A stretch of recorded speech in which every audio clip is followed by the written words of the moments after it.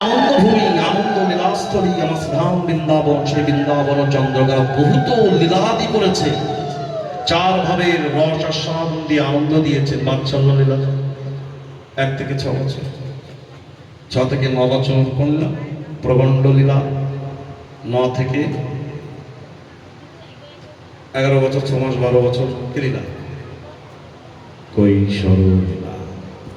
শ্রীধাম বৃন্দাবনে ভগবান বাল্যলীলা করলেন, বাৎসল্য লীলা, প্রবণ্ড লীলা আর কৈশোর লীলা, এই পর্যন্ত বৃন্দাবনে। এবং এই কিশোর কাল পর্যন্ত শ্রীধাম বৃন্দাবনের সঙ্গ দিচ্ছেন আজও। শ্রীধাম বৃন্দাবনে ভগবান কৈশোর কাল পর্যন্ত আনন্দ সঙ্গ করছেন, এরপরে নয়। যৌবন কাল কাটান বৃন্দাবনে, মথুরায়, দ্বারকায়। শ্রীধাম বৃন্দাবনে যুগল কিশোর ও কিশোরী হয়ে আজও আনন্দ দিচ্ছেন সে বৃন্দাবন চন্দ্রগোলা। সেই চরণ সঙ্গ আমাদের সাথ, সেই চরণ ভুজিবার তরে আমাদের জগতে আসা।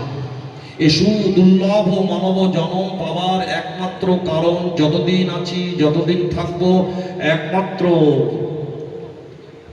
প্রভুর চরণ সঙ্গ করবার জন্যই আমার আশা থাকা। এ মনুষ্য জনম সার্থক করো, সফল করো, করি করো বড় উপকার। শ্রীমান মহাপ্রভু আমার গৌর সুন্দর আমাদেরকে জানালেন, এত সুন্দর দেশ জগৎ পেয়েছো, এত সুন্দর স্থান পেয়েছো, এত সুন্দর দেহ মন পেয়েছো, আর অবজ্ঞা অবহেলা অনাদর না করে এই জনমটা সফল করো, এই জনমটা সার্থক করো। বলি কি করে? বলি করো করো উপকার। আর প্রকৃতপক্ষে পর উপকারটি হচ্ছে হরি ভজন করা। আমি হরি বল্লভ, আমি হরি বল্লভ,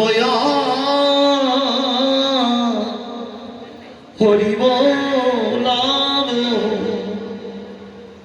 আমি হরি বল্লভ বলছেন। আর বলছে এই সুদুর্লভ জন কিছু সময়ের জন্য আমার জগতে থাকাবো। কমল দল জল জীবন টলমল সেব হরি পাদরে। পদ্মপাতায় 1 বিন্দু জল টলমল করলে ধরে রাখা যায় না। বলি আমার জগতে থাকা কখন কিভাবে আমি চলে যাব, কেউ আমাকে ধরে রাখতে পারবে? প্রেম সে বলবে অরোজোর সে বলি রাধা রানী কি।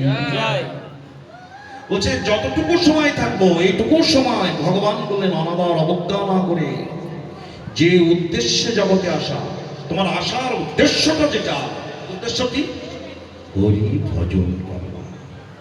এ পর্যন্ত এসেছি, বহুবার এসেছি। পুনরপি জননম পুনরপি মরণম পুনরপি জননী জঠরে শয়নম।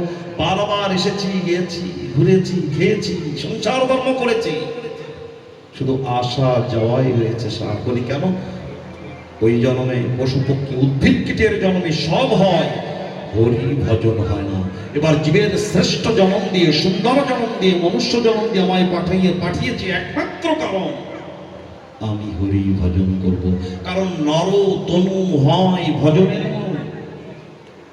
অপূর্ব বাবা কি বললো? একমাত্র নর দেহটা, মনটা ভজনের যোগ্য, অন্য কোনো দেহ হয় না।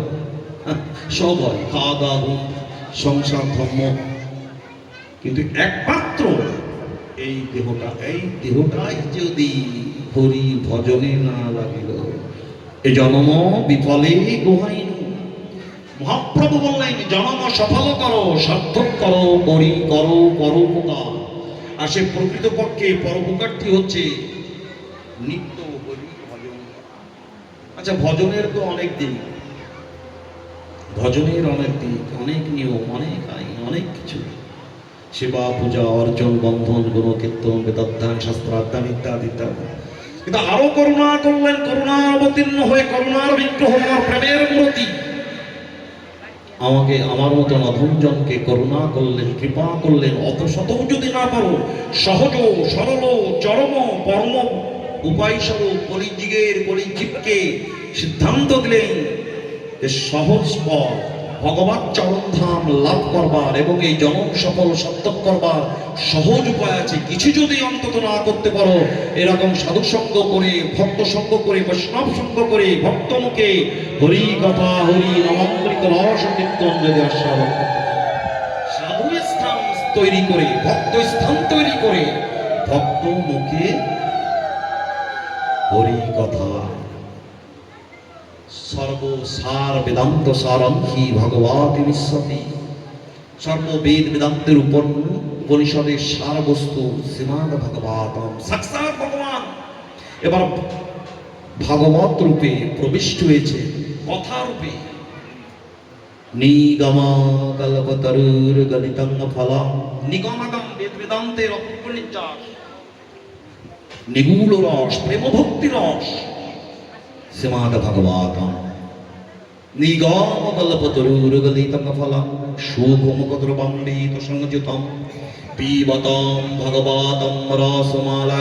এ হলো অমৃতা। ভাগবত বলছে সাক্ষাৎ ভগবান কথা রূপে, অমৃত রূপে, কথারূপ অমৃত রসবস্তু। এই রসবস্তুটা কি করতে বললেন? পিবত, পান করো, আস্বাদন করো। শুধু শুনলেই হবে না, যেহেতু ভাগবত কোনো সাধারণ কথা নয়, ভাগবত সঙ্গটাও সাধারণ সঙ্গ নয়, অপ্রাকৃত স্থান। এই স্থানটাও সাধারণ স্থান নয়। সাক্ষাৎ ভগবান আবির্ভূত হন। এন ভক্ত ভগবানের সমন্বয়, এন কথার সঙ্গে, এন নাম সঙ্গে সাক্ষাৎ ভগবান নিজেই আনন্দ পাবার জন্য অবতীর্ণ হন। সেই স্থানটা সাধারণ নয়, অপ্রাকৃত স্থান। ভগবানের অপ্রাকৃত মহিমা বর্ণন করা হয়। ভগবানের এই লীলা কথাগুলো যে স্থানে যে সঙ্গে হয় সেটা অপ্রাকৃত প্রেমময় স্থান, সাক্ষাৎ ভগবানের আনন্দময় স্থান। এর থেকে বড় আনন্দর কোথাও কোনো জায়গায় আর পাওয়া যায় না। এর থেকে আনন্দ সঙ্গ, কথা সঙ্গ, কথারূপ সঙ্গ, নামরূপ সঙ্গ, সাধুরূপ সঙ্গে, বলে এর থেকে বড্ড আনন্দ কোথাও পায় না। আমাদেরকে জানতেন সঙ্গ ধর্মৈব কেবলম কলৌচুকে। হে করিয়েছি, আত্মিক কল্যাণ যদি পেতে চাও, আত্মার আনন্দ যদি পেতে চাও, ভগবত চরণধাম যদি লাভ করতে চাও, তোমাদের তো সুযোগ নাই। অল্প আয়ু, অল্প ধন, করুণা করলেন, কৃপা করলেন, বিশ্বাস করে প্রেম ভক্তি দিয়ে, যেখানে সাধু সঙ্গ, যেখানে ভক্ত ভগবানের সঙ্গ, যেখানে ভগবান অমৃত রস শুধু আস্বাদন করা হয়, সেখানে গিয়ে বস। এবং বিবাহ বসবার উদ্দেশ্য, আসবার উদ্দেশ্য, বসবার উদ্দেশ্য এই অমৃত রস শুধু আস্বাদন করব। তমৃত তপ্ত জীবন কবির ভিধিবি কলমশাপ শ্রবণাম মঙ্গল। বধুরা বললেন, তোমার কথার এত বড় শক্তি, তোমার কথাতে সাক্ষাৎ তোমার অর্জন বন্ধন সেবা সঙ্গ করলে যতনাটা আনন্দ, যতনাটা কৃপা হয়। শোনো হে নাম, হে কৃষ্ণ, তোমার কথা সঙ্গ যেখানে হয়, একটু ধ্যান দিই, এখানে যাচ্ছে না, একটু ধ্যান দিই, মন দিই। এদিকে আসো, পেছনে লোক বসতে পারছেন, ঠিক আছে, সামনে আসো, আরো এগিয়ে আসো। কেন ভাগবত, কেন ভাগবত শ্রবণ করব? কৃপা করলেন, কৃপার বিগ্রহ, কৃপার মূর্তি। আমার তারা তো সেবা অর্জন, পূজা অর্জন,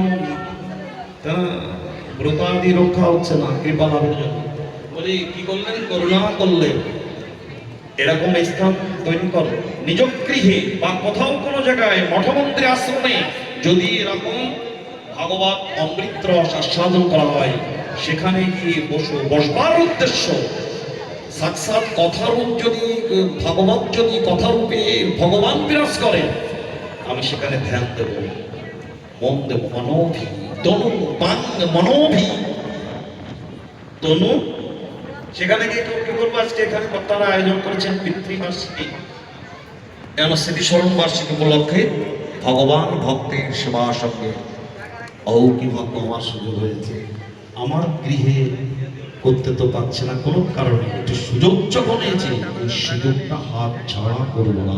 আজকে ওই গৃহে ভক্ত সংঘ হচ্ছে, আজকে ওই গৃহে ভগবানের নাম গুণকীর্তন মহিমা প্রচার হচ্ছে, আমি ছুটে গিয়ে কি করবো?